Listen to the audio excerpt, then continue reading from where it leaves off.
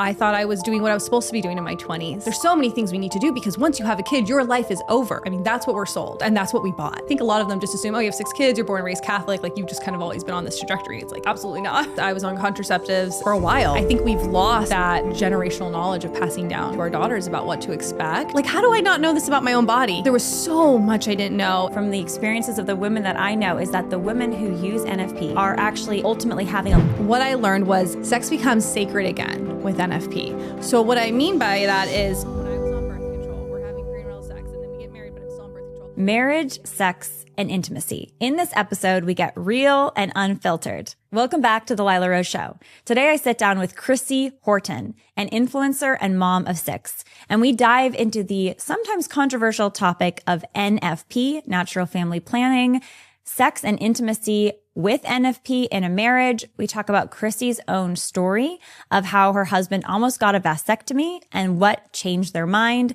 and so much more. In this day and age, the church's teaching on things like intimacy, sex, marriage, contraception, family size can be difficult for a lot of people. And I hope today's episode can help break down some of the misunderstandings and get real about the challenges with a path for hope and showing the beauty of what this is all about. Also, thank you so much to everyone who has been subscribing to the show. The show is growing like wildfire because of you. I love doing this show with you. It is a true privilege and joy. If you're not already subscribed, make sure to subscribe, ring that notification bell. And if you're listening on podcast app, please leave us 5 stars, leave a review. That helps rank the podcast higher so it reaches more people. Chrissy Horton, welcome to the podcast. Thank you so much. I'm so honored to be so here. Glad you're here. We were talking earlier about millennial girl stuff. Yes.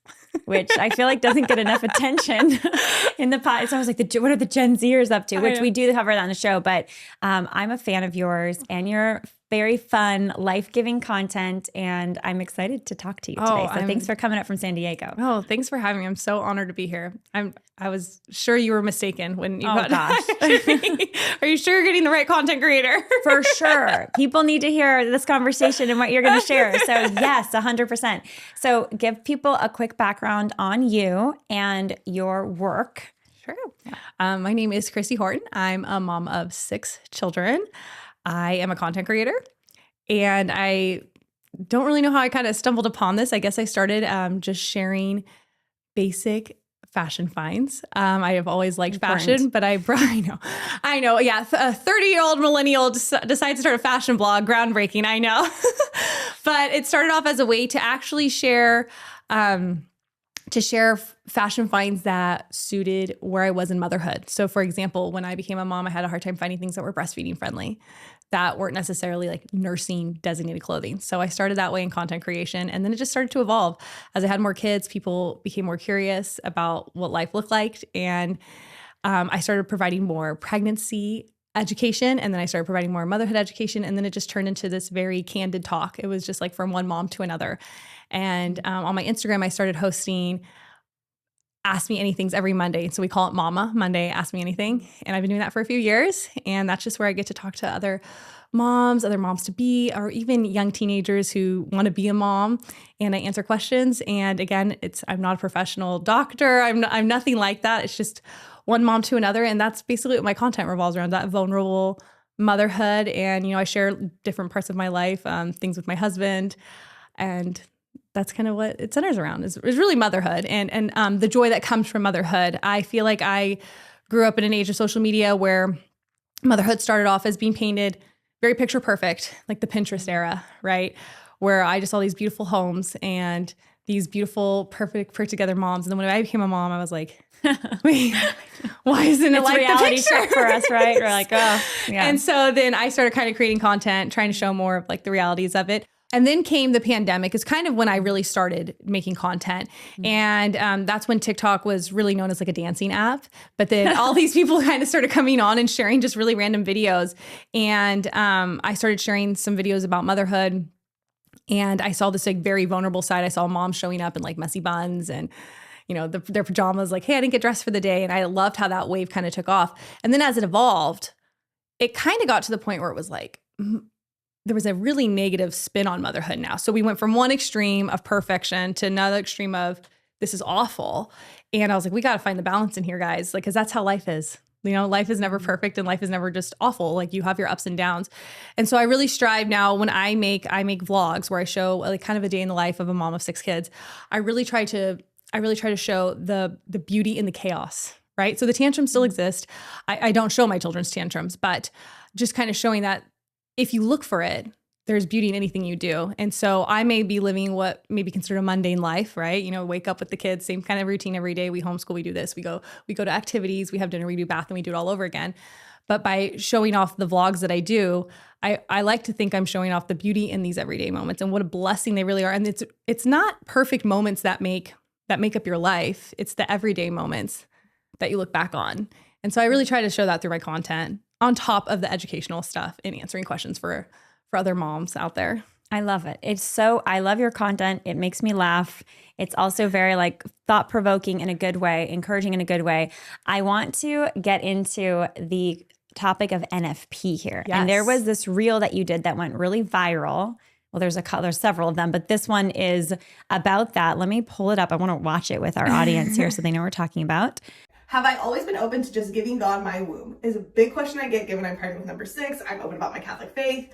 Absolutely not. No, this is a very new journey for me. I grew up as, I guess you could say, a cradle Catholic despite my mom's best efforts. Went to church, was a leader in my choir, like looked really good on the outside, but I was not catechized really well. When I hit my 20s, I love to go out. Now I want you to tell me more about this, but the reason I'm showing the video here is because this elicited, and I know it elicits for you a lot of messages, feedback, because you are out there and you're not out there being like, I'm a Catholic influencer, I'm a Christian influencer. You're out there just, I'm a mom of 6. Yeah.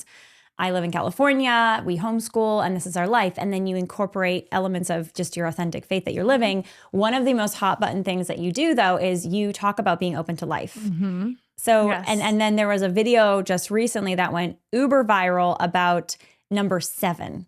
So we'll get to that in a minute. But first, give us your philosophy on even why you have 6 kids. Have you always been against contraception? What is your view on all of this? No, I've not always been against contraceptives. So I was actually on contraceptives for a long time. Like I said in the earlier clip, as you saw, where I said I was born and raised Catholic, but wasn't catechized very well. And I think a lot of Catholics can relate to this who are born in the church, but not necessarily like very familiar with the Catholic's teaching. So I went to church, went to mass. How my husband and I met actually was in high school. He played the guitar and I sang for the youth mass. How sweet. We met doing, so he's Catholic too, but kind of the same thing, cradle Catholic. We went to mass, went through the motions, and not very familiar with the church's teaching. So I was very much, I don't know how you say it, but I lived a very typical American college experience. I was with my husband, so I don't know the politically correct term for this, but I was not part of hookup culture, but I still loved to go out. My husband and I would go out. I mean, we're talking bars, like clubs. I love to dance, and I would drink and stuff. And so I was very much like, I would still go to mass and I'd sing and all this, but you couldn't convince me at that time in my life that going out and just drinking with my friends and all this was not good for me, I guess. I thought it was just like, your typical experience. And when I say drinking, it wasn't like, oh, just a drink here or there. Like, I mean, I would drink and get sloppy and, I mean, we all just go through. I basically tried to paint a picture that I wasn't this perfect, just because I was raised in the church and I was singing in the church choir, I wasn't living this like perfect church girl life. Exactly. Yeah. That could come off. Yeah. I was very much, it's a coming of age time. You're learning different things. And so that's where this is coming from. So when people find out I have 6 kids, I think a lot of them just assume, oh, you have 6 kids, you're born and raised Catholic. Like you've just kind of always been on this trajectory. It's like, absolutely not. Well, most Catholics today, Chrissy, as we know, that are raised Catholic are not practicing Catholic. Right. So these like numbers of these, 70 or 80 million Catholics, it's like how many of them are going to mass every Sunday and how many of them even know the church's teachings on contraception, on marriage, and are really trying to follow them. I mean, I think that's the other thing that a lot of people don't even understand at a deeper level what this all means. So that's why I think, by the way, you just sharing so like authentically is a powerful inspiration to people who have maybe a deeper sense, like something's not right with my life or the way that the culture is going, but I don't really know what another path might look like. 7 Weeks Coffee is America's pro-life coffee company on a mission to fund the pro-life movement and help moms and babies in need. My favorite is the Ethiopia medium roast. Its notes are smooth, chocolate, and floral. It is absolutely delicious. You have all kinds of blends available on the 7weeks.com website. What I love about this coffee is it is from the top 1 or 2% of beans in the world, and it's also mold-free, pesticide-free, ultra-low acid, and organically farmed. And this is where you and I come in. Not only can we subscribe to 7 Weeks Coffee and get the most delicious coffee delivered right to our door, we know that with every single purchase we make at 7 Weeks Coffee, they are donating a full 10% to pregnancy resource centers in need. And a huge congratulations to 7 Weeks Coffee for hitting over $1 million donated to pregnancy resource centers and moms and babies in need. Go to 7weekscoffee.com today. Subscribe and save a full 15% off your order. And when you use the code Lila, you get an additional 10% off your first order. That's a full 25% off your first order at 7weekscoffee.com, and you'll also get a free gift. Order today and help fuel the pro-life movement. I would very much look to the world, I guess, for what was right and wrong, especially when you live in a social media world where you're getting fed things constantly, right? And so I thought I was doing what I was supposed to be doing in my 20s. You know, my husband and I got married young, but I got married young. I just was ready to marry that guy. I was ready to marry that guy like so quick. But we thought, no, you can't have kids right away because we're told like you need to travel, and my husband needs to like finish his like get where he wants to be in his career, and there's so many things we need to do because once you have a kid, your life is over. I mean, that's what we're sold, and that's what we bought. And so I was on contraceptives. For a while. And we did that. We traveled, went to brunch every Saturday. The hip spots and down. It sounds so old. But, that's what we did. And then basically the only reason I got off birth control was when I turned about 26, I just didn't feel like myself anymore. And something was going on with me. And I dug a little deeper. And it seemed as if what could happen is as you get older, I'm hitting my mid-20s at this point, your hormones are starting to change. And I'm not a doctor, so I don't know this for sure. But based on my research, it seemed like the birth control, the hormones, it just was affecting me differently. And so I never saw a professional about this, by the way. This was just based on my own research and what was going on in my body. So this is not medical advice by any means. But I was like, okay, maybe I need to just get off of this. There's hormones involved, and I was not feeling myself. And I don't want to call it depression, but it didn't seem like myself. So I just said, okay, I'm gonna get off of this. And I was on it for so long that I thought, there's no way I'm gonna get pregnant. And I got pregnant like a month later after being off of it. So it wasn't even you're getting off of it because we're ready to start our family. It was more that I just don't feel good. And we were not ready. My husband was a software developer for like a safe company, right? 401k, health insurance, all that stuff. And then we were young, and he said, I want to do a startup. This was during 2013, like that whole tech startup culture. And he was going to move to San Francisco with his startup team, and they were going to be gone for a few months. And I said, we're young. Like, now's the time to do it. Now's the time to take risks. And then I got pregnant. So we were not ready in the sense, but we were ecstatic. I will say, when I found out I was pregnant, I couldn't help but smile, even though we weren't ready at all. I was a preschool teacher. Like, we're not going to live off my income. And then he's doing this startup and he's not even making money. So it really did all get figured out. Like, the Lord does provide, truly. That was one of the first part of my testimony. And so I get pregnant and I have him, and then I'm like, okay, we need to pause, whatever. But I was like, I'm not going back on birth control. I'm not doing that. So then I look into the IUD. So Sarah, I'm still not here mentally, on being open to life, right? And I look into the IUD, and again, this is all based on my personal experience. I'm not giving medical advice, but I talked to my girlfriends who did have IUDs, and it sounded like a very painful process. I have girlfriends who, I'll never forget this. We were getting ready for like a party or something. My husband and I used to host dinner parties at our house when we were married, because that's what you're supposed to do, right? You're supposed to host dinner parties and go to brunch and travel before you have kids. And so she came over early, and I was getting ready in my bathroom, and she just laid on the ground. I was like, what's wrong with you? She's like, my IUD just hurts so bad. I was like, you should probably take that out then. You shouldn't be in this much pain. And so I just had seen these things firsthand, and I was like, well, I'm not going to do that. And so you're not having an IUD, you're not on birth control. I mean, there's only so many ways to prevent pregnancy. And so I ended up getting pregnant baby number 2. And I was terrified. I was like, my first baby's only 8 months old. I'm a first time mom. And I thought, how could I love another baby as much as I love my first baby? There's no way. There's no way. And then my second baby came, and it was just clear as day, like a mother's love is endless. It does not divide, it multiplies. And so that opened up my eyes. So it's just little building blocks to get to where I got there. So then I have baby number 2, and we're 2 under 2. I'm in over my head. My husband's working a lot. I'm home alone with the other ones. And I'm like, well, we need a break. And again, I'm not even opposed to contraceptives. We're just using other formats that don't require hormones. And then of course I get pregnant with baby number 3, but that's our biggest age gap though, a whopping 24 months. I think maybe it's a little bit more, but I have baby number 3, and we always wanted 4 though. I should say that we were always open to 4.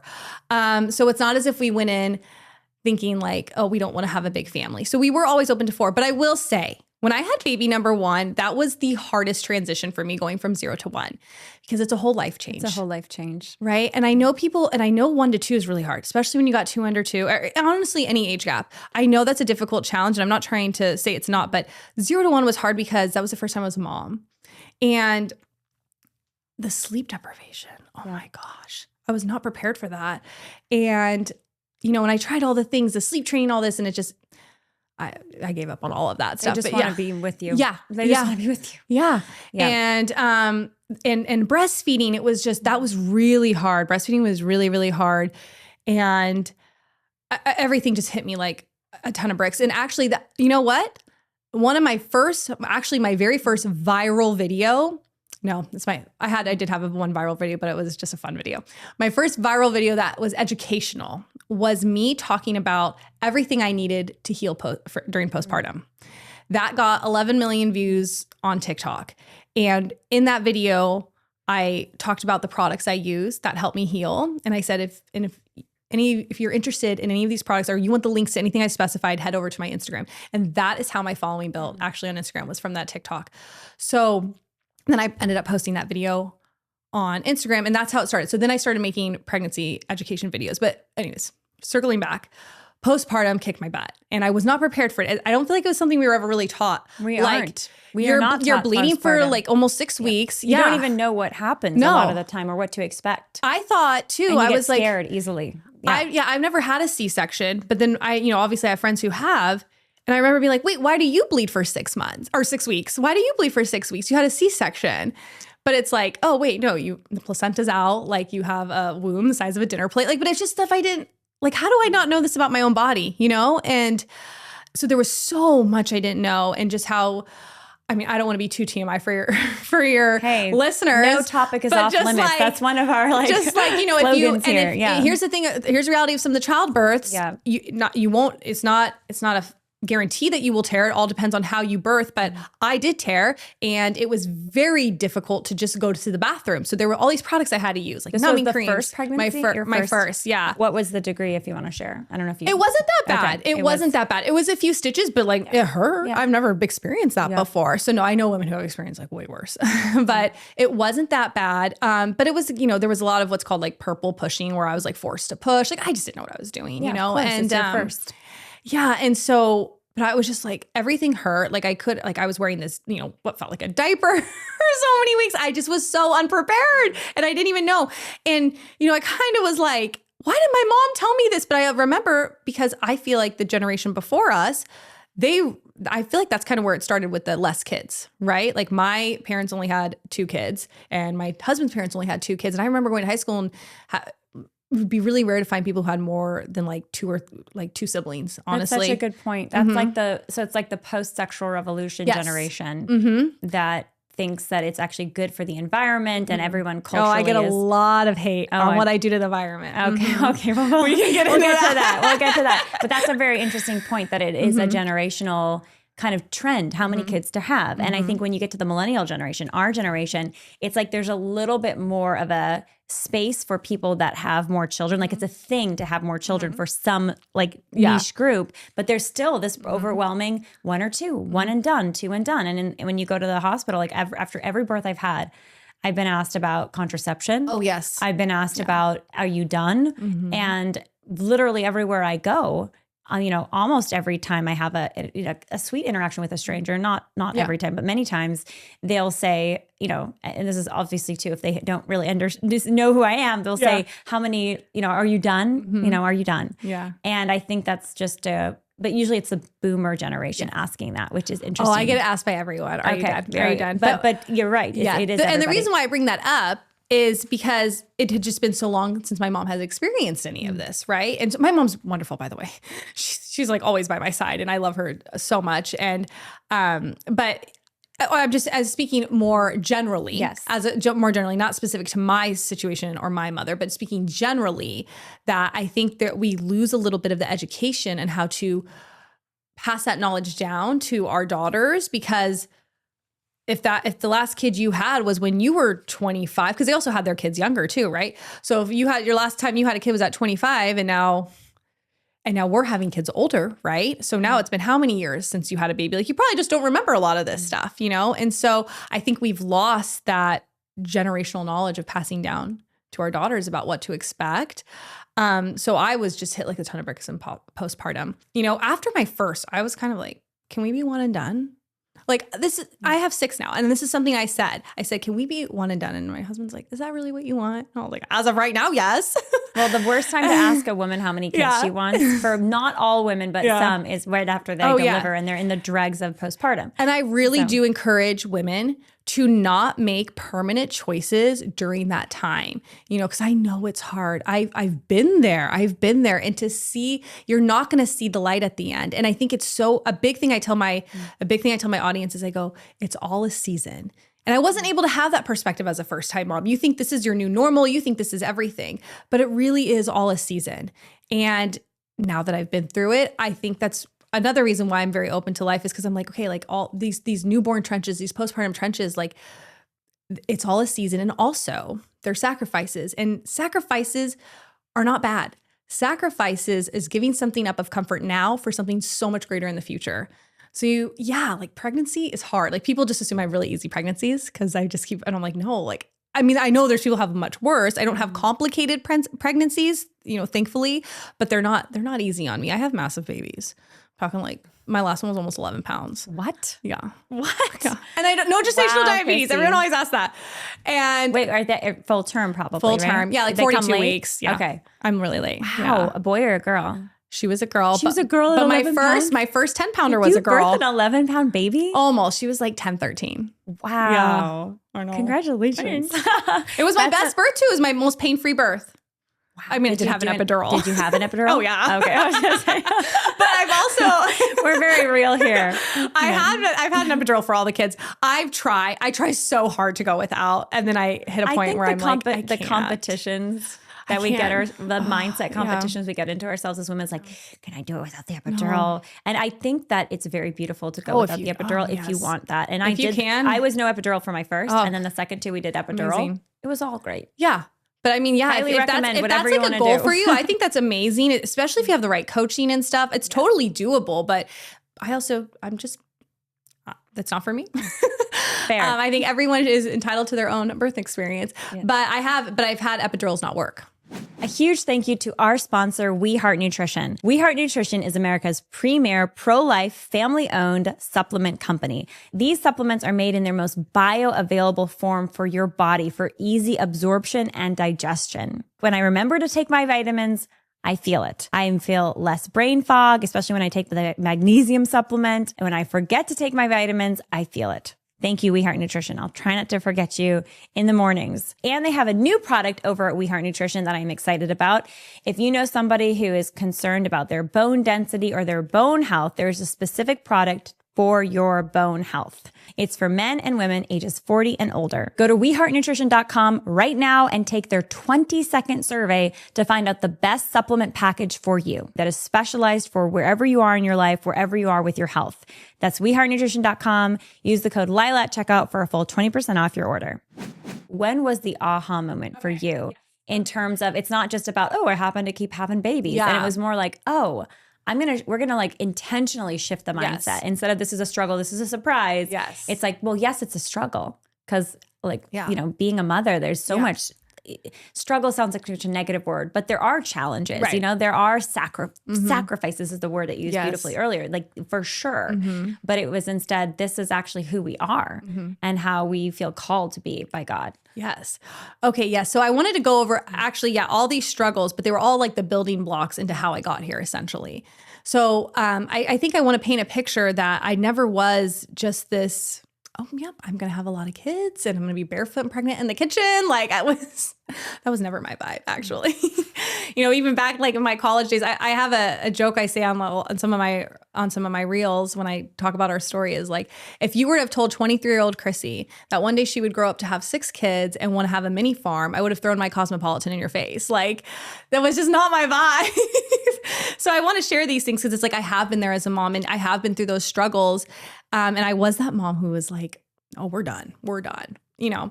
So what shifted is the big thing. So, I'd get over the hump and I was like, okay, 4, like we're still on plan to have 4. I get pregnant with baby number 4 and my husband is set to have a vasectomy. And, those are so popular, by the way. Today. Oh, there's vasectomy parties. Like, I know they're very popular. And people of our values too is like, they're like, oh yeah, well, of course that's the responsible thing. And it's something we're told. It kind of goes back to the environmentalist stuff too, as well. Like you're doing the responsible thing is what we're kind of told as well. And and I understand too, the hardships that come with, I have a lot of support and I know not everyone does. And so whenever I talk about my journey and how I got here, I like to be very clear that this is my journey and I share it.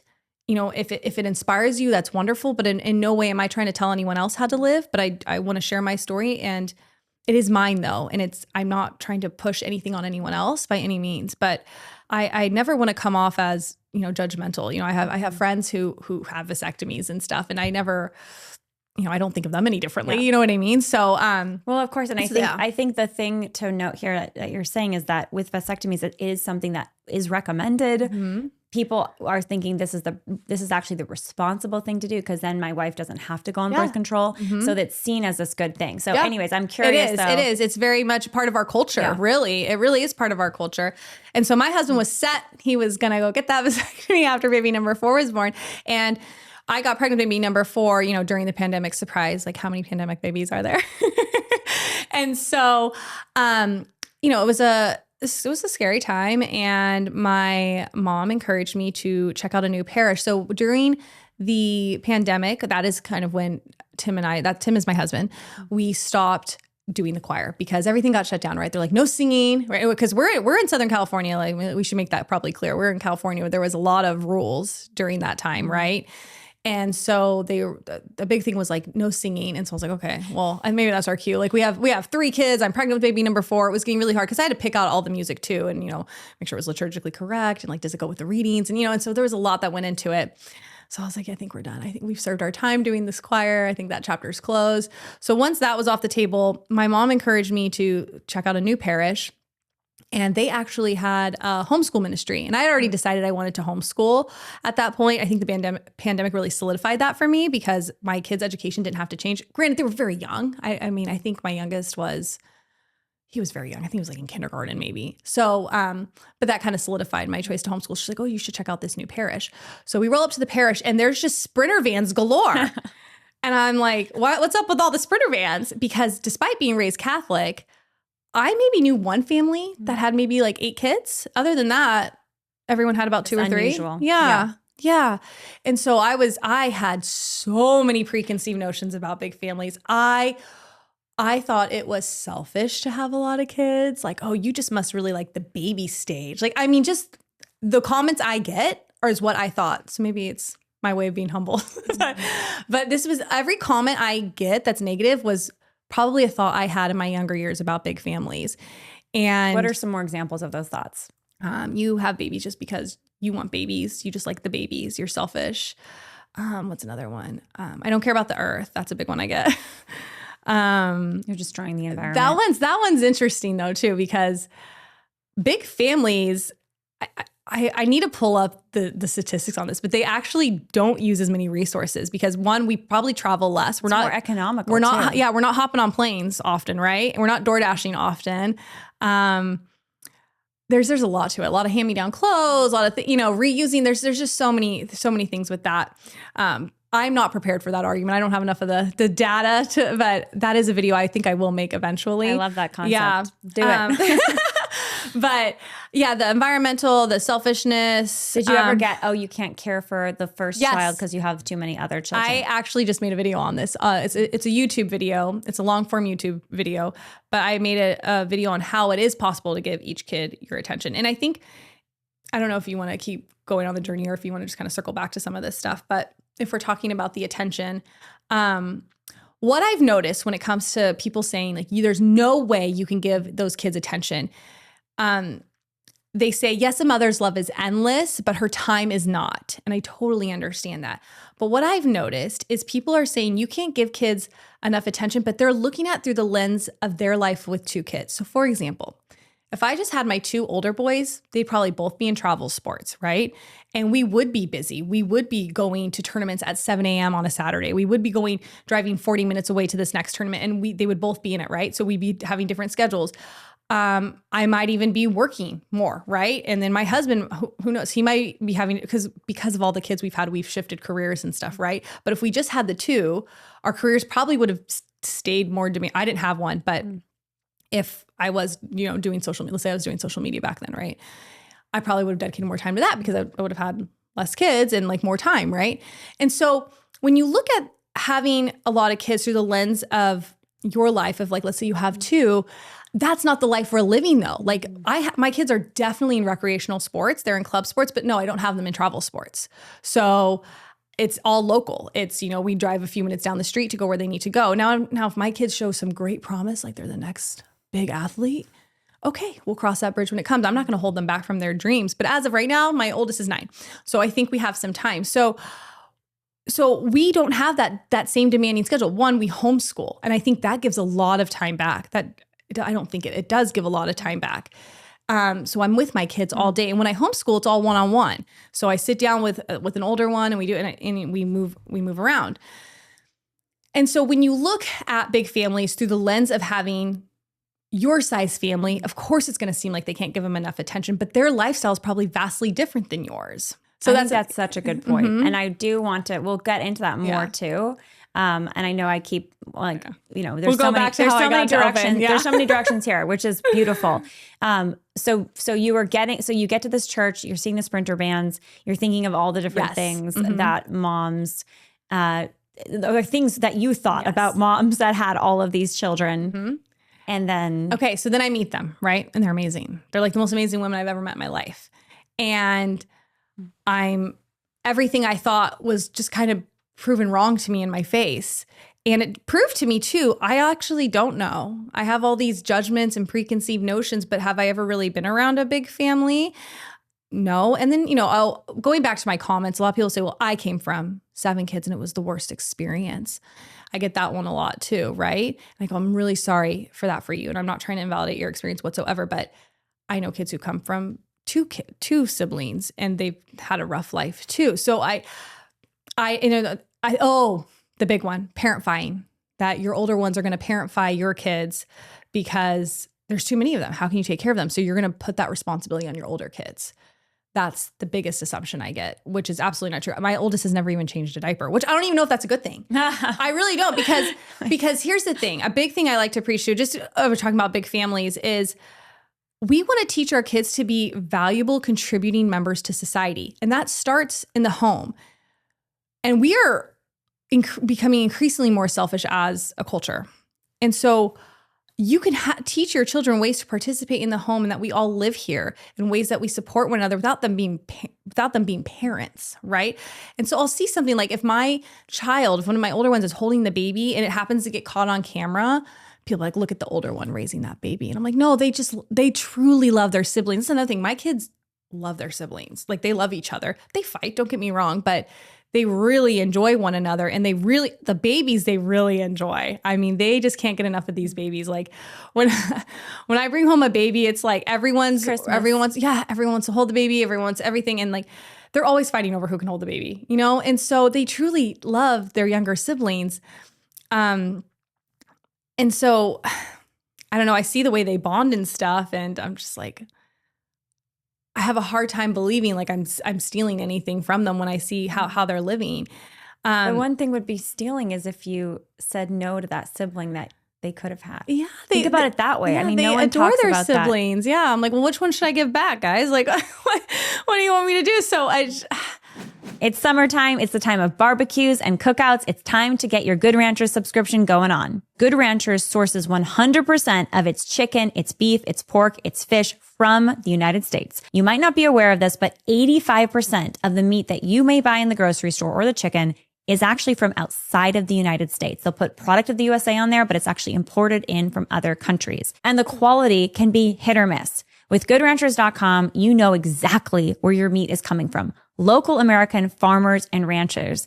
And you know that the best cuts of the meat have been made and carefully vacuum sealed in each individual package so that there's nothing wasted. So if you go to GoodRanchers.com today, pick any bundle, any subscription box, it's delivered right to your door. You get a full $40 off your order, plus a free add-on of meat for life. Your choice of Wagyu burgers, delicious, hot dogs, bacon, or chicken wings in every box for the life of your subscription. Just use the code Lila at checkout.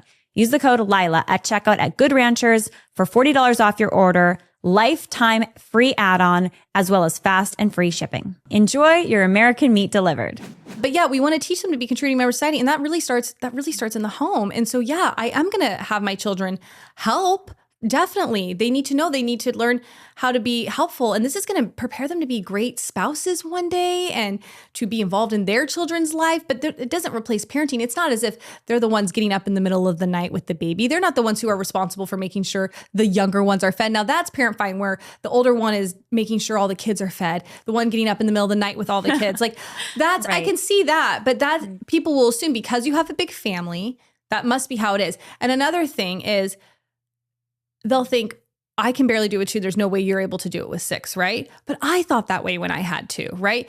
And I just did another video on this. You cannot compare your chapter 2 to someone's chapter 11. So when you see the mom with 6 kids and you think, how is she doing that? I have 2 and I'm drowning. She thought the exact same thing when she had 2, because how she got there was a journey, right? So it's not that she's doing motherhood better than you by any means. She's just gone through more steps to get there, and more experience yields more patience.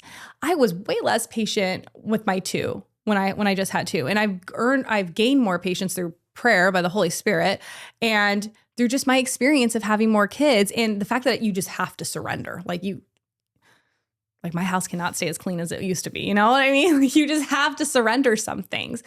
But that was a journey to get there. So to the parent who sees the mom of 6 and thinks, sometimes we project, right? And we think, well, she must not be giving them enough attention because there's no way, because I'm drowning with these 2. She was drowning too. She was drowning too at one point because it was all new to her too.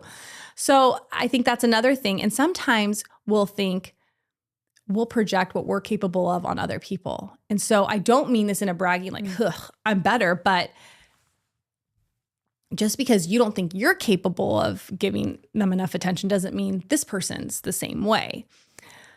But again, you probably are. You're just in the trenches with 2 under 2 right now. And I was too, and I felt the same way. So it's just the best thing we can do is not to compare our journeys, because how we got there is how we're able to handle these things, right? So those are some of the talks about big families. So we'll circle back to why did I end up having so many kids when I didn't even want more than 4. So I meet these women, and my mom got pretty involved at this church, and she would host baby blessings. So whenever a baby was due, like within the month, all the pregnant women who were due within that month, that we hold a baby blessing, and we say prayers over them, and we, do a rosary, and we just chat and get together. And because this was very big family friendly, there was always like a group of women pregnant and due within the month, right? And I was one of them. I was pregnant with baby number 4. So my mom was like, you should come to the baby blessing and meet these other women, and you'll be one of the women we pray over. And I was like, okay. So I go, and there's like 4 other women pregnant, and there's a big turnout. And I sit down at a table next to some women who looked around the same age as me. And I said, so when do you think you're done having kids? Like, so when do you know that you're done having kids? And these women were devout Catholics, by the way. They were properly catechized. They knew the church's teachings. And they were so gracious with me. They're like, well, what do you mean? How do you know when you're done? I'm like, what do you mean? How do you know when you're done? Like, you heard me, like, what? Like, what? And so they start talking to me and they're like, well, we never know when we're done. We're open to whatever God gives us. And I'm like, excuse me, I'm 33. Like, you're telling me I can have like 12 more kids if I go this route? Like, no, thank you. And I kind of start freaking out. These poor women, like, they don't even know me. And I'm like, well, what do you mean? Like, I'm 33 and like, I already have 4 kids. And like, oh my gosh, what do you mean? Like, if I'm trying to follow the Catholic teachings, like, what? And I start freaking out. And then she like, they're so calm. They're like, no, there's natural family planning. Like the church endorses, like, they promote natural family planning. And I knew what that was, but I didn't know about all the different methods. And like, oh no, there's like really reliable methods. There's the Marquette Method, and you test your ovulation and you chart and you this and you that. And so this was all new information to me, but it's basically cycle tracking, right? And you track your cycle and then you abstain during ovulation. And I remember being like, well, how's that different than birth control? Like, how is that, I know everything, right? And so, and then I really did learn like, well, there's a sacrifice involved with that. There is a sacrifice when you abstain. And it's not you taking anything to purposely prevent anything, right? You're just abstaining. So anyways, I was not sold on this. I was like, who's making up this rules? Is it priests who don't have any kids? I was like, where's it say it in the Bible? So I go home, I'm not happy. And I tell my husband, I'm like, babe, did you know this? And he's like, no. You're like, we were the choir directors. I know. And you didn't know this. That's the thing, guys. Like, just because people go to mass doesn't mean they know things. Like, that was us. Man. I didn't know. But it does, I mean, go to mass no matter what, right? But anyways, so he's like, that's not true. So we're like, we're gonna prove the church wrong. Okay, this church has been around 2,000 years. We're gonna prove you wrong. Okay, us millennials, we're gonna do it. So we go on a rampage. It ends with yes, us. Exactly. Yeah. So we go and research, and we're like researching for our point of view. And we're researching like to solidify our argument. And just to clarify, the point of view is like, what was your point of view at this stage? That you can completely be done when you want to be done. There was nothing Four wrong is with plenty already. Yeah, we have 4. Like, what more do you want from us? Yeah. Like, we can totally We're twice as many as the next guy. Like, come on, man. Yeah. Like, he can get a vasectomy. So we're researching. And again, we're researching to prove our point, right? So we're Googling what we need to Google to get what we want to get. That we can have this vasectomy. Yes. We're done with kids. Like, that's totally fine. Yes. Why is there this other standard? Exactly. And I do want to emphasize more again, we're just talking about my journey here. We're just talking about mine and my husband's journey. So as we're doing this research, it's like more and more making sense to us why the church is teaching this. And we're like, which I thought was very interesting because you're trying to prove it wrong, right? And so you're going in and you're putting certain keywords in to make sure you can get your point validated because we're living in a time where any point can be validated. Look at all the theories out there, right? You can say anything about anything and be like, no, that's wrong and you can sound very convincing. So why weren't we finding anything to convince us, like to show that we were right? So the more we researched why, the more we became convicted. And so the big thing, okay, now this is like where it gets like a hot topic issue. Let's do it. Was I learned more about why God created sex, right? Because it's enjoyable, right? And you want to do it a lot, right? When you're with the right person, right? And so I was like, it's like I'm like blushing because it's like a topic that's like my poor husband's probably like, what is she gonna say? That is funny. You're doing a mama session with me. I know. I talk about all this. Ask me anything. Yeah, Monday, ask me anything. Mama. Yeah. Monday, ask me anything. And by the way, I think it's great to talk about how great sex is. Yes. To help make sure people understand, like, this is a good thing we've been given. It's amazing, and especially with the right person. Yes. With the right person. And here's another thing. I mean, if you want to talk about sex, I could do this whole thing about sex, but, full disclosure, my husband and I did not wait until marriage. And it's a big, big regret of ours. And because here's the thing, once we got married or whatever, we grew together in this. So what we have not this would ever happen, but like if we divorce, annulled, remarried, it would never happen. But that can never be recreated, right? Like what we have is something just uniquely between us, and we grew together in this. And my poor husband, he's like, what is she going to say? I have 6 kids with him. Like it's obviously a very enjoyable experience, but it's something that is so unique to us because we grew together in it and we learned through it together. And when I was researching NFP, what I learned was sex becomes sacred again with NFP. So what I mean by that is when I was on birth control, we're having premarital sex and then we get married, but I'm still on birth control. Sex was available whenever we wanted because I didn't want to get pregnant. So I don't want to call pregnancy a consequence by any means. Consequence is not necessarily a bad thing. Yeah. Okay. Perfect. Yeah. And so pregnancy is the consequence of having sex, right? So when you are on birth control, you don't have to worry about that. Right? So you can just do it whenever you want. And sex was just always available, which sounds great in theory, right? But it becomes pretty routine at that point, like when's the last time you just like had a makeout session with your husband that it didn't go anywhere? When if you're not practicing NFP, right? When's the last time you just like had those butterflies makeout sessions like you did when you were younger, right? And I know people, okay, like I guess that kind of depends if you save your first kiss for marriage too. I did not do that, obviously, but you're saying it's easy to take it for granted. Exactly. Because it's always there. Yes. And it's almost always there to the point where you don't even, like some couples like they're not even being intimate with each other because like that availability creates these routines, create these distractions and busyness. So like they're not even having sex. They're not even making time for each other. And my like hot take on this, I get totally anecdotal. I'll throw this out there from the experiences of the women that I know is that the women who use NFP are actually ultimately having a lot more sex than the women who are on birth control in their marriages. Yeah. Because they are, there is this view of sex which is beautiful and extremely positive and really intentional. Like we are going to have this space and time to be together and it's holy. Whether you're trying to achieve children or because there's a serious reason you're avoiding, children because you're preparing, financially or health issues or whatever. And sex becomes like takes back this more sacred, like you said, space. Exactly. And once I learned that, because it would become really routine. And I felt like it kind of lost that specialness essentially. And so when we started practicing NFP, it was like we couldn't do it sometimes when we wanted to. And that kind of made things a little steamier, like not gonna lie.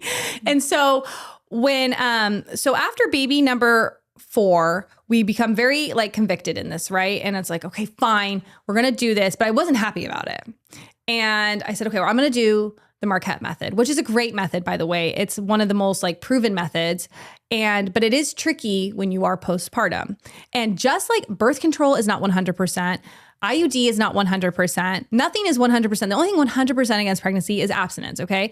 So yes, IUD, birth control, like they have a much higher rate, but it's never 100%. I can't tell you how many moms have got pregnant with their IUD. I have pictures sent to me with babies holding the IUD in their hand. Like moms like put it in their hand and be like, oh, my IUD baby. So the Marquette Method, I think it's something like 98% effective when used right. And then it's pretty effective too postpartum because of like an algorithm. And basically, if for anyone unfamiliar with Marquette Method, is it tests your urine every single day, and for where you are in ovulation, use a clear blue monitor, and it tests to see where you are ovulating. And they really recommend you get a coach. So I got a coach. And again, I'm postpartum, so my cycle has not returned yet. And I'm exclusively breastfeeding. By the way, I exclusively breastfed all my kids with all these pregnancies. Yeah. Okay. So I exclusively breastfed all my kids. People assume like if you're exclusively breastfeeding, you won't get pregnant. And for a lot of women, that may be the case. That was never the case for me. People assume I just wasn't breastfeeding. Exclusively breastfeeding and would still get pregnant. So after baby number 4, I'm exclusively breastfeeding and I'm doing the Marquette Method. And they did say, there's like a 2% chance that you could still get pregnant. And, but that's kind of like with anything really. And so I'm charting, I'm doing all the things. And basically how the saying goes, when you're low, you're good to go. Like, cause I really I wanted space between these babies. I think we had like 4 under 4, like, I needed like, we were drowning. Like, they say, what's it like having 4 babies that young? It's like this is a skit from Jim Gaffigan, but he says, what's it like having 5 babies? And he's like, oh, imagine you're in a pool drowning and someone hands you a baby. Like that's how we felt. I think that's one of the misconceptions about the Catholic faith too. And about NFP is that, oh, the argument is just have as many children as fast as you physically can. Oh, I know. And that's not the position. No. Yes, be fruitful and multiply, be generous, be open to life always. Like even when you're practicing NFP, you're doing it with a recognition that if for some reason something goes off with your cycle and you're still, you're obviously intimate with your husband and you do conceive a new life, then that's beautiful. Like you embrace that life. Exactly. But it's a posture of openness instead of hostility or negativity. But of course you can space. Yes, you children, can discern. especially when there's all these different factors that we face in modern life. And that doesn't mean you're contracepting. That means, like you said, you're keeping sex sacred and you're not contracepting the sex. There's going to be intermittent periods of abstinence. Exactly. Yeah. You said that beautifully. And so we do the Marquette Method and I'm charting, and it said low. It was like low. And I was like, okay, cool. We're good to go. And not to be too much, but we're good to go. Things happen. The next morning, I test my ovulation and it doesn't say high. It says peak ovulation detected. And I was like, how did I go from low to peak? And I'm looking at my chart. I'm like, what just happened here? And obviously I don't know if this is for sure, but I talked through it with my coach and she goes, it seems like your first egg from ovulation just got like released during this time period. It's pretty God-given, right? So I was like, oh my gosh, I'm going to be pregnant. Like I knew for sure. And sure enough, I was. And I have that video up of me telling my husband that I'm pregnant with baby number 5. And he's in disbelief because we were practicing, we were charting, we were doing, but again, postpartum. So I don't have my cycle back. And I was really scared because this was my closest age gap. I think they're going to be like 15 months apart. Wow. So my 4 to 5. Yeah. Wow. So yes, exactly. So my oldest was only 5, I think, when I found out I was pregnant with baby number 5. And the video is pretty cute. That was actually a crazy viral video. Let's pull it up. Let's watch it. If you pull it up on YouTube, it's most popular. Easier to find. Okay. Yeah, Oh, that's easy. It's most That's so popular. easy. Okay.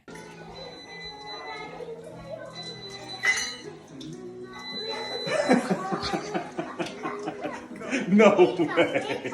It's a pretty young baby in his hands. Oh, that's great. I'm crying right now. How old are you, Christian? 7 months? He was Almost. 6 months. Right, he's not 7 months, yeah.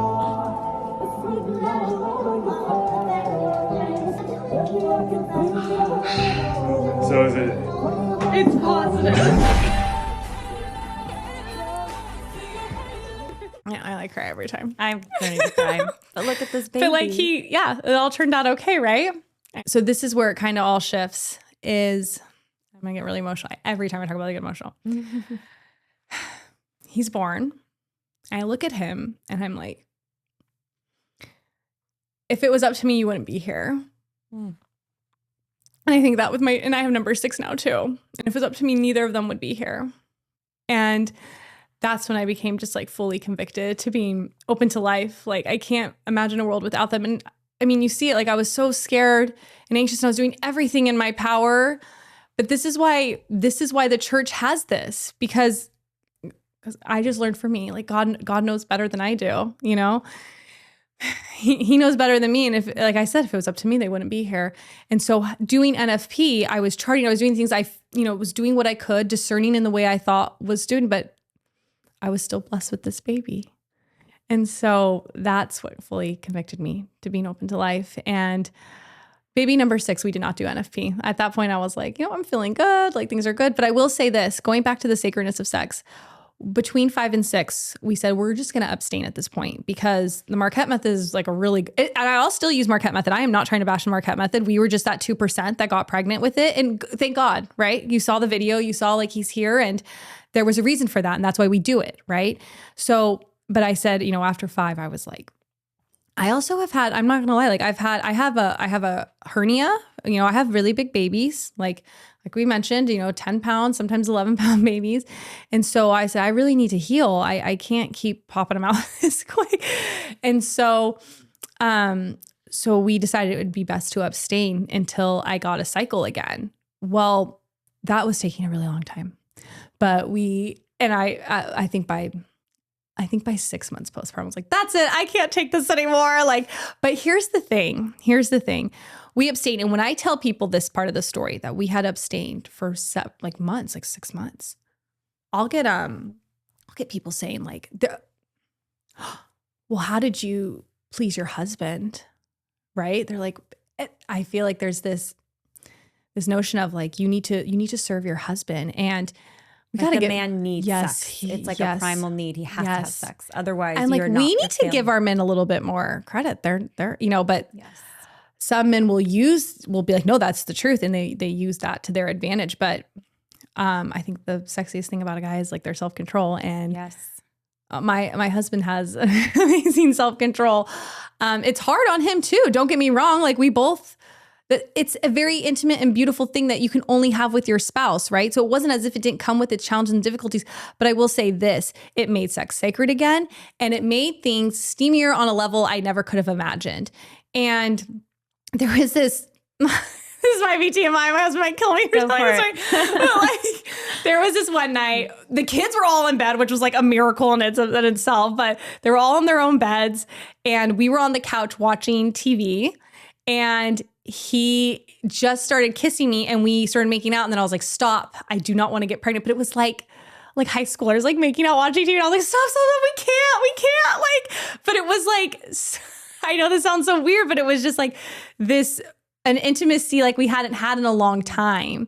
And it just, I don't know, because it's not readily available. So there's like this buildup, and then when you can, it's amazing. And NFP comes with so many challenges, and it's very hard, but it does bring that sacredness and specialness back. And so when we finally did, it was just this incredible experience that I don't think we would have ever experienced if we were doing it as routinely as we used to.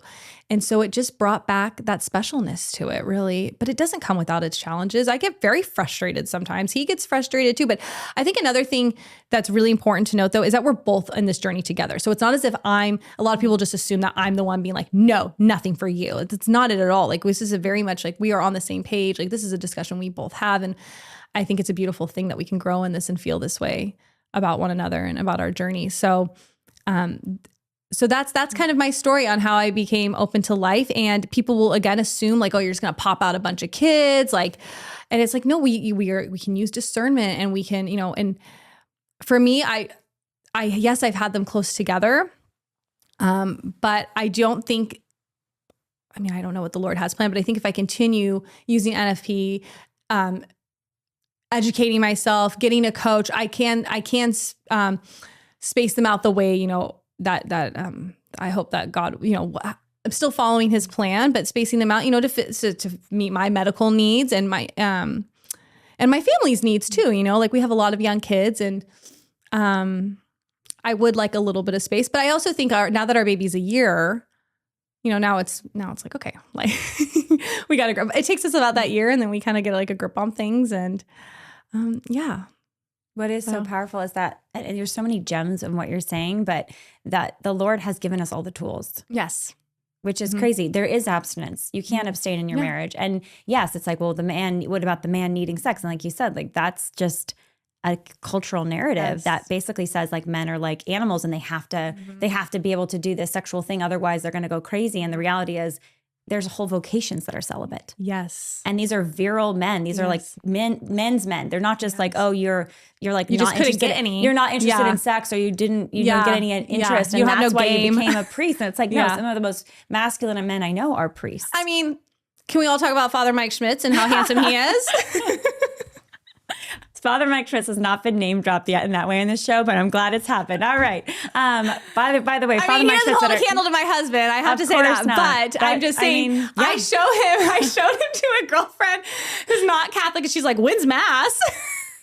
But he's a great example of that. What we look at as a society as like manly. I remember he's chosen the talking vacation. to a philosopher, a bioethicist about this, and he was saying, we need food.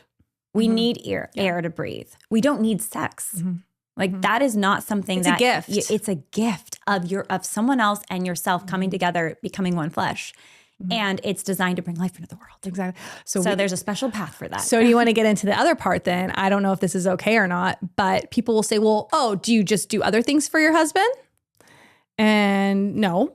And so that's another thing I get comments on that all the time. Well, public comments. I think we should talk about that, because I've also heard this is something, again, even among people who want to practice faith and want to be like live in a sacred way and follow God. I've also heard that some families are saying, or some, women that say, well, we don't use contraception, but we do the pull-out method. Yes. Or we don't use contraception, but we do other things. We use condoms. We use condoms, obviously condoms, or we do other things like other forms of sexual intimacy that don't involve intercourse. And that is, well, I'm curious your take I think on you this. and I have the same thought about this because I said it to your producer and she's like, Lila Rose just said that on her podcast. But when I researched this, right, because I kind of thought that too. I was like, oh, we can just do other stuff then, right? My husband actually was the one who brought this up. He was the one who came to me. He's like, no, we can't. Because one, what sex is unifying. We're both taking part. We're both experiencing this together. If you're just doing stuff for me to, I don't even know, just say completion orgasm. Yeah. That's just me using you to masturbate, essentially, is what he said. Yeah. And because there's, and I know people, I'm going to get so much crap for saying that right now. But this is just the viewpoint that I am not judging anyone what they do behind. I don't even want to know what anybody else does behind closed doors. So this is no judgment to anyone, but this is what we found for us. And I was like, oh my gosh. Yeah. Like we're in a sense, if we're not unified in that, it is, you just lose that unification a little bit. And it's more about meeting the needs of the flesh at that point. And you don't have that soul bonding. I mean, some people might argue that that's not true at all, but that's kind of how we see it. The underlying for us, and the underlying principle is that sex is designed to be intimate, to bring intimacy and oneness. But the primary design of sex, actually, like the reason our bodies are designed sexually, from a like ontological standpoint, is to bring life into the world. Right. That doesn't mean everybody can. There's infertility. That doesn't mean like every time you have sex, you can bring life into the world. Right. But that's the design. And when you frustrate the design intentionally, that's where you break the moral law. Like there is a moral God. And it's not just for, this is the other thing. This is very controversial. I know. So stay with me, guys, who's listening. But this isn't just for Catholics. Right. I mean, before the 1930s, every Christian denomination, the Lutherans, the Anglicans, all of the Protestants were opposed to contraception. All contraception. Martin Luther and John Calvin called it like what you would do with a prostitute. Like, of course you wouldn't do contraception with your spouse. Why would anyone do that?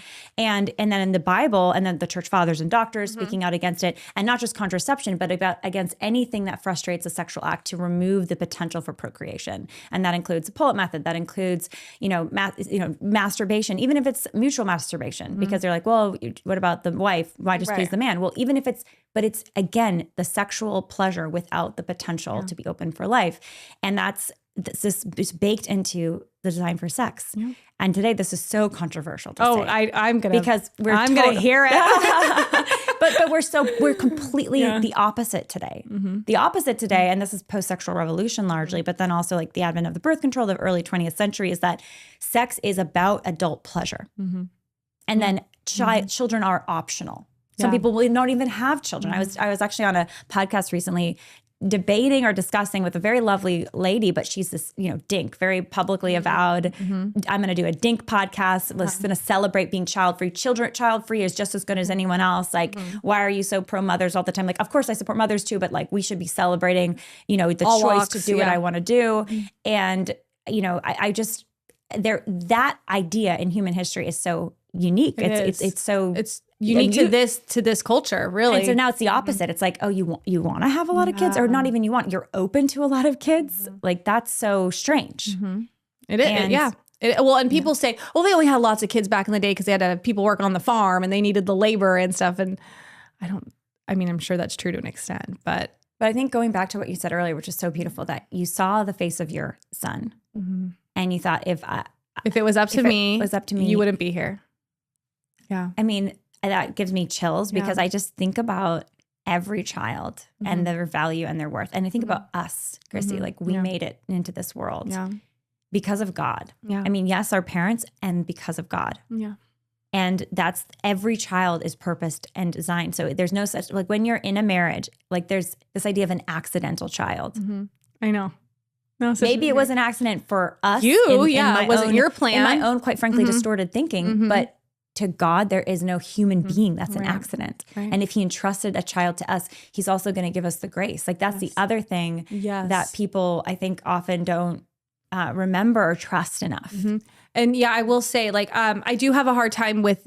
I've been very blessed financially, and I come from privilege. I come from, so I do very much empathize with those who are struggling financially. That can be very scary. So it is something that's hard for me to speak on. But I will say, I know other big families and who live within a very different means of life than I do. And I have just seen firsthand how the Lord provides for them, even in our case, right? I mean, by no means were we going to be like homeless when I found out I was pregnant, but it was very scary. And yet things unfolded that provided for us with each kid. And so, now we're in a financial position where we're so entirely blessed that it's fine, but that wasn't always our case. And so I truly do empathize with people though who are like, struggling with finances. Like they're trying to be responsible. Truly, they're trying to be responsible. They're trying to give their child the best life. And they're saying, I just want to be responsible. I don't want to have I would love to have a big family, but I can't afford a big family. So I completely, understand where they are coming from. But I will say, you have the right to discern. And that's another thing. No one's saying you have to have a bunch of kids, but practicing natural family planning, you still can discern, you can still do these things. And then, if the Lord, you're just allowing God's will to bring another soul into this world. And if he truly looks at your life and is like, no, like you've been blessed enough, you've done your part. Like I see where you are in life. I just truly believe he'll take care of you.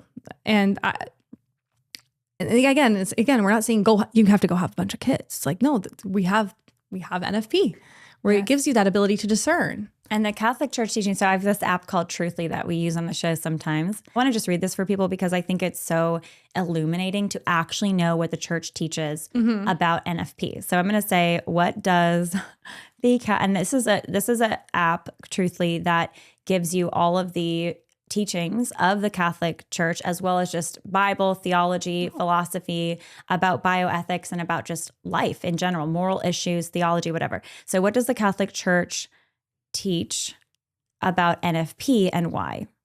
It's a moral method for couples to regulate births in accordance with God's plan for marriage. And there's all of these lists for why the church supports NFP, but NFP respects the natural rhythms and fertility cycles of a woman's body, promoting openness to life while allowing couples to discern their family size responsibly. It supports NFP because of openness to life. The church upholds that every marital act should remain open to the possibility of life. It talks about respect for the body, marital bonds, virtue of self-control, conformity with moral law. Now, I want to ask it, why? This is back to the question of mutual masturbation, because good. They're like, yeah, okay, no contraception. Yeah. We're going to do mutual masturbation. Yeah. That's going to be, I'm using like technical terms that are like cringing, but that's what we're talking real here. Yes. So why should every marital act, and by marital act, we mean sexual act of intimacy, right? Mm-hmm. Why should this isn't like a kiss on the cheek or a long drawn out kiss. Even. We're talking sexual activity that involves pleasure and orgasm. So why should every marital act be open to life, and why would mutual masturbation be wrong in a marriage? Marital intimacy is intended to be both unitive and procreative, a deep expression of love between the spouses and open to life always. These two aspects are inseparably linked and together reflect God's design for marriage. Regarding mutual masturbation within marriage, the church teaches that sexual acts must respect both the unitive and the procreative purposes of sexuality. Mutual masturbation deliberately separates the unitive act from the procreative potential, focusing slowly on personal gratification rather than the comprehensive giving and openness to life intended in marital intimacy. And to get super theological here, it's always love always has to say yes to the whole of the other person, not part. Yes. And that's how the design of sex, like it's complete. I'm giving myself to you and I'm receiving you to me. And I'm not going to separate that out like mutual masturbation. I'm not going to separate that out like the pull-out method. I'm not going to separate that out with a barrier of latex. Like I'm fully yours, you're fully mine. And we put our fertility in the hands of God. Now, if we feel there's a serious reason to, again, delay pregnancy, space births, whatever it might be, that's what abstinence is for, where now we can sit side by side, which is holy, look at each other across the table, which is also holy, and have spiritual intimacy together, emotional intimacy together, intellectual intimacy together. And that physical intimacy we have is that really I would say in some ways the peak intimacy we can experience together physically, but you don't have to always do that. Yes. And I to actually have intimacy spiritually. I want to touch on that because that's another thing. People are like, well, what do you do? And I'm like, we grow intimate and such on a deeper level. So when you have to remove that physical aspect, you can grow so much closer in a way that you probably wouldn't have if that was there. And so it's been truly a gift. Honestly, I always say, oh, we're channeling our inner Joseph and Mary.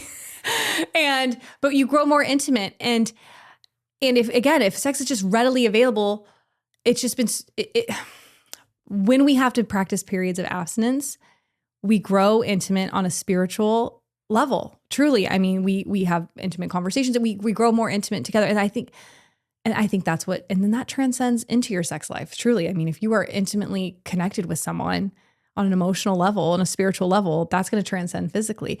Another thing we talk about too is, God forbid something happened to one of us where that act would have to be removed completely. That's God forbid we got in a car Chrissy. accident and someone got paralyzed. So at that point, do you just go, well, I got to get my needs met somewhere. They're sick for a very long time. Yeah. And I'm like, is that what you would think? Because God forbid something happened to my husband and he couldn't do that for whatever reason, illness, something physical, I'd be praising God that he was just alive. Right. And I would never ever think, well, what am I going to do for my fleshly needs? That wouldn't, and people might think that in my past, a bunch of people I've come across will say, oh no, someone was dying of cancer and they just got like a boyfriend on the side or something. It was just like, or so dark. And I'm like, is that, yeah, I don't think that's normal. Well, they're like, well, they have needs. And it's like, this is what's, we've really like taken, I mean, that's just about your own pleasure at that point. And I guess people would argue that that's not a bad thing, but I mean, gosh, if something happened to one of us, I'd like to think that we'd be by each other's side no matter what. And that's why it's so important for your marriage to be rooted in something so much more than just a physical nature, because in sickness and in health. And if it's rooted in that, then what happens when that has to be taken away for whatever reason? Lila, the biggest question I get asked is, what do you do during the 6 weeks you can't have sex when you're postpartum? And sometimes my husband will ask me anything and we'll put it up on my YouTube channel. And this question frustrates him because he is just like, what is wrong with you guys? In your worldview, yes. I have to be doing sexual things during this 6 week period like, of my wife's postpartum. When we just talked about how difficult postpartum is, right? Like, I mean, you're bleeding. She's not having sexual sore. pleasure. She's recovering. So yeah, I had women being like, oh, well, I still had to do stuff for him. I'm like, when you're like in a diaper and you're handling a newborn and like, are you serious right now? Like you felt pressured to do that. And, I'm not trying to comment on anyone's marriages or anything like that, but that was a little heartbreaking to me. I'm not going to lie. Like that. And I'm not even, it's not even a dig at like that person. I think it's just something we're kind of sold as a culture, really.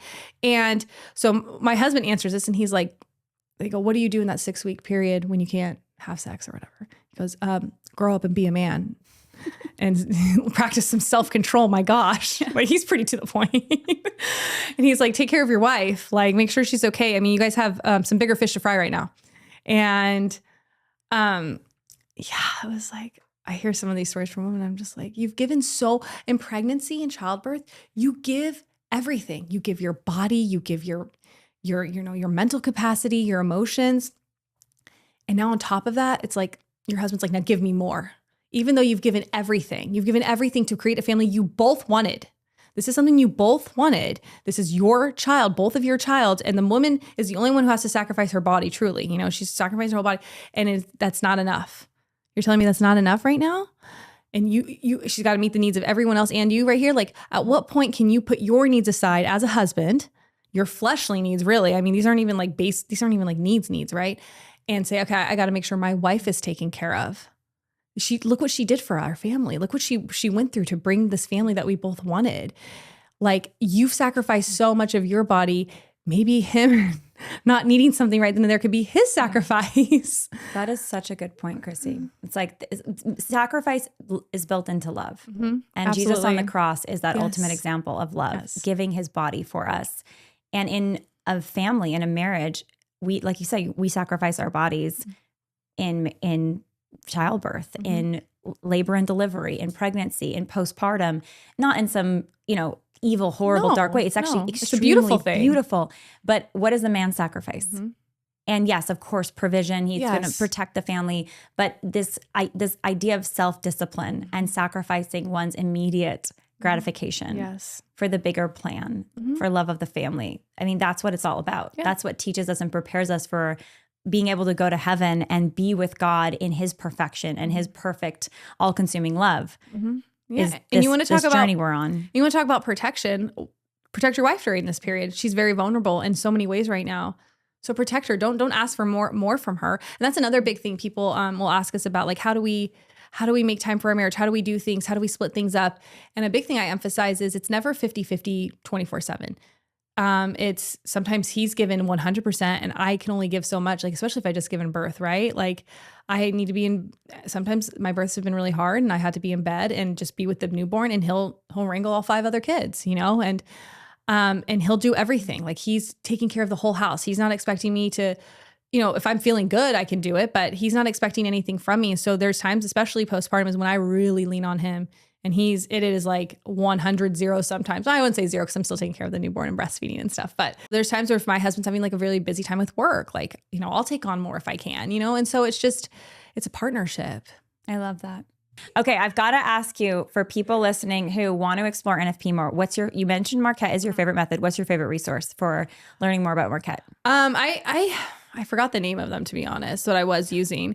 Website? Do you have a website? If you search like Marquette Method coaches, there's going to be some in your area. There'll be virtual ones. I mean, there's just abundance of research. And if you are Catholic, you can totally hit up your local Catholic church and they'll have resources. And if you aren't Catholic, you can still hit up your local Catholic church.